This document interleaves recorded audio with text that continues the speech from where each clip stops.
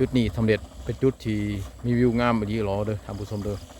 บอสมบูรณ์บ่อาจที่พารณาได้เพราะว่ามันงามแบบนี้ท่านผู้ชม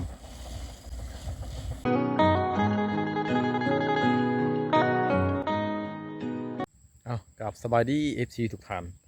มื้อนี้บอสมบูรณ์สีพาท่านผู้ชมขึ้นไปเบิ่งวิวอยู่เทิงจอมภูข้างหลังมาบอสมบูรณ์นี่นะท่านผู้ชมมันเป็นภูที่สูงแต่คนตั้งอนุสรณ์สถานอยู่เทิงนะบอสมบูรณ์จะพาท่านผู้ชมขึ้นไปเบิ่งสำหรับเส้นทางขึ้นมานี่ก็มาทางนี้ท่านผู้ชมขึ้นมาตั้งแต่ลุมท่านผู้ชมมาจากเมืองเซโปนและก็มาทางบ้านมหอดบ้านหลวงหมูเราจะเห็นป้ายบอกว่าสวนในสถานของทานมาใครคำพิทูลนะท่านผู้ชมเข้ามาแล้วมาเห็นเส้นทางจุดนี้เมื่อมายืนจุดนี้นะท่านผู้ชมแล้วก็ยืนชมวิวไปนี่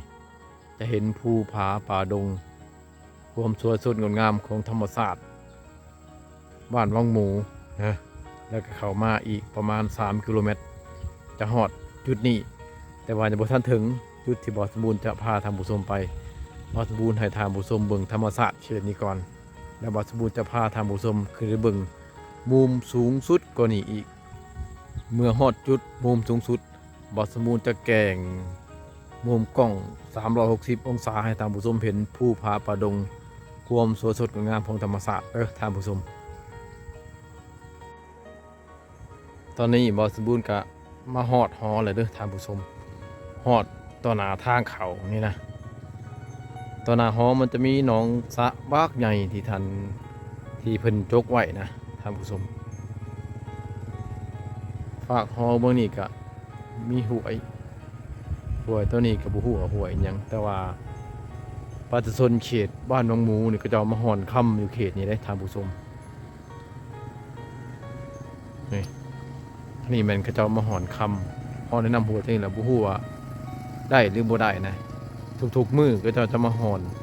ใส่บ้านนิดหน่อยมาห่อนค่ำอยู่เขตนี้บ่าวสมบูรณ์ก็เห็นตั้งแต่เขาเจ้ามาดอกท่านผู้ชมเอ้ยบ่ฮู้ว่าเขาเจ้าได้หรือบ่ค่ำนะแต่ซาเขาเจ้าเว้าแท้บ้านเขาเจ้าว่าหั่นมื้อได้โชคก็ได้ท่านผู้ชมก็ได้อยู่มื้อละคันไหลเป็นเงินกับมื้อหนึ่ง500,000 กีบหรือว่า200,000นี่บ่รุดนะ200,000 กีบหรือว่าเป็นเงินบาทก็ประมาณอยู่300 บาทนะท่านผู้ชมแต่ว่ามื้อใดที่ว่าเขาเจ้าเฮงที่สุดมันได้มื้อหนึ่ง7-8 ล้านหรือว่าได้มื้อละ10,000 บาทก็มีได้ท่านผู้ชมเลยน้ำห้วยก็จะเป็นสีขุ่นๆเนี่ยเนื่องจากว่าฝนตกกำลังเศร้าท่านผู้ชมมาบวกนะครับก็จะลงบางคำนะ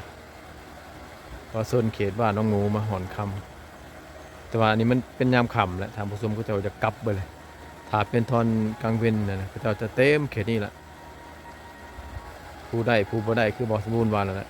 ผู้โซกก็ได้ผู้บ่โซกก็บ่ได้ก็คือไปเขาซื้อหัวนี่แหละคันเอาเฮงเขาก็ถือเขาบ่เฮงเขาก็บ่ถือนี่คือกันผู้ได้เฮงก็ได้ผู้ได้บ่เฮงก็บ่ได้นะ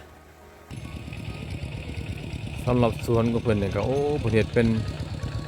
ทางสะดวกสบายเลยนะ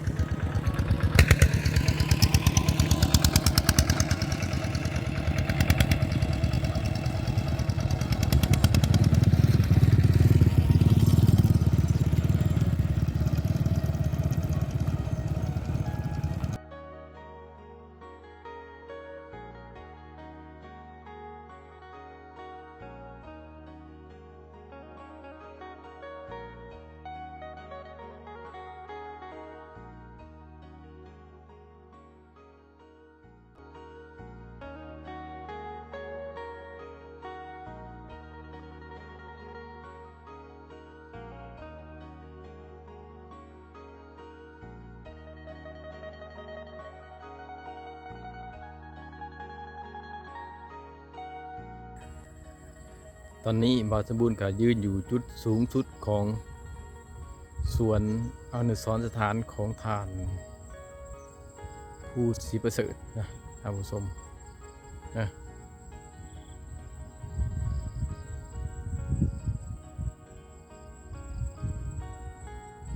ถือว่า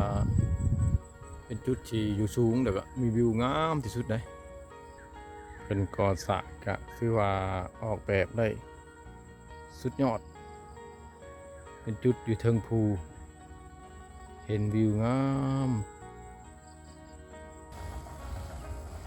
ถ้าว่าจุดนี้นะเป็นจุดเพิ่นสร้างเป็นรีสอร์ทหรือว่าเป็นแหล่งท่องเที่ยวนะในอนาคตนะจะสุดยอดเลยความงาม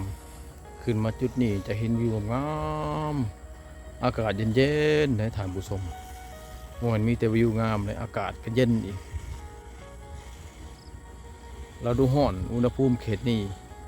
มีเพียงแต่30 องศาเซเท่านั้นเลยท่านผู้ชมเลยเราดูหนาวนี่ก็หนาวแห้งเหมาะสำหรับนักท่องเที่ยวที่จะมาเที่ยวถ้าว่าเพิ่นสร้างจุดนี้สำเร็จเป็นจุดที่มีวิวงามแบบนี้หรอเด้อท่านผู้ชมเด้อบ่สมบูรณ์บ่อาจสิพัฒนาได้เพราะว่ามันงามอีหลีท่านผู้ชม